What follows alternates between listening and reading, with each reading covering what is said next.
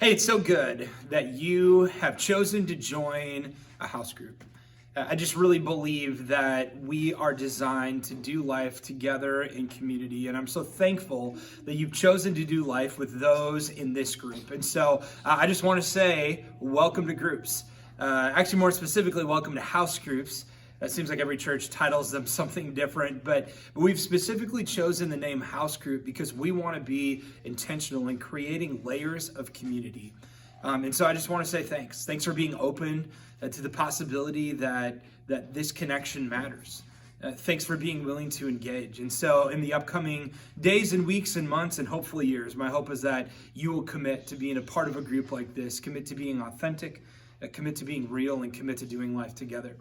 Because we need each other. This last Sunday, we kicked off a brand new sermon series entitled The Last Arrow. By the way, can I just say thank you for grand opening? How awesome was Sunday? Am I right? Like, it was so amazing. I'm so thankful to see all of the ways that God has been faithful to us. And I just really believe with everything that I have that the best is yet to come here at Imagine. So thank you for your faithfulness. Thank you for your efforts in helping us with grand opening. But this last Sunday, like I said, we kicked off a brand new sermon series entitled The Last Arrow. And I have a goal for this sermon series for everybody. And it's simply this. It's to believe that God does the impossible through the ordinary and average, so that when you take your last breath, you've given everything to the life that you have been entrusted. I really do believe that at the end of our life, we won't think about it in terms of success or failure, but that we will look back and think about the missed opportunities that we had, the chances that we didn't take, the relationships that we gave up on too quickly. And I think it's just true in life. What is it about us that causes us to stop one step too soon? And so in the last arrow in this sermon series, and in particular with what we did this Sunday, we looked at a story in 2 Kings chapter 13. And in 2 Kings 13, it's a story of Elisha, who was the prophet of God at the time, and a king from Israel. The guy's name is Jehoash. And Elisha gives him this crazy set of instructions. He tells him to open up a window. He tells him to go ahead and to shoot an arrow through it. And Jehoash listens to everything that Elisha has to say. And then Elisha gives him an open-ended set of instructions. He says, listen, take the quiver of arrows that you have left, and I want you to strike the ground with these arrows. And so Jehoash does exactly what Elisha asks him to do, with one exception. Instead of striking the ground until the arrow or the quivers are empty of arrows, he only strikes it, the Bible records, 3 times. And after this, Elisha gets incredibly angry. And the question becomes why? Like, why would Elisha become angry with Jehoash when it was an open-ended instruction?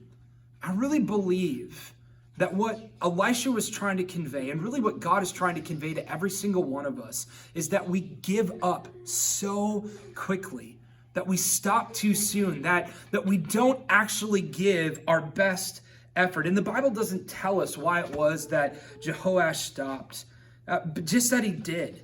But I think the reason that he quit is oftentimes the exact same reason that you and I give up. And maybe he was tired.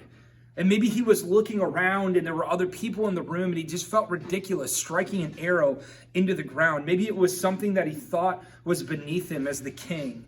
And maybe he was just in one of those moods and he just flat out didn't want to do it. And maybe he was afraid of failure. And maybe he knew that if he were to get rid of every single one of those arrows, that he would have nothing left for himself. Maybe he just simply thought that his efforts didn't really matter, that whatever was going to happen, that there was nothing in his power to change it. See, here's the whole premise of the message from this last Sunday, and that is that you and I give up, give in, and stop too quickly. We can't help how we've been born, the skills and the gifts, whether we're incredibly athletic, whether we can sing, whether we're incredibly intelligent, but all of us can control the effort that we give. See, I think God has called us to give him everything, and that this is true in our walk with God, that you and I stop too soon, give up too quickly, and vastly underestimate what God can do in and through us.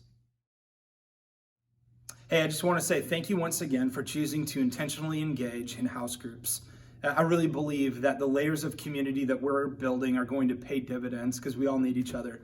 And so I hope that as you spend some time discussing week 1 of The Last Arrow, that your heart is open, that you allow the Holy Spirit to continue to work, and that you enter into discussion authentically and with intentionality, and being willing to share what God is calling out of you. Because I believe that none of us are finished products, that God is calling something greater out of each and every one of us. So thanks for being willing to take the time to engage in week 1. Look forward to seeing you again next week. Take care.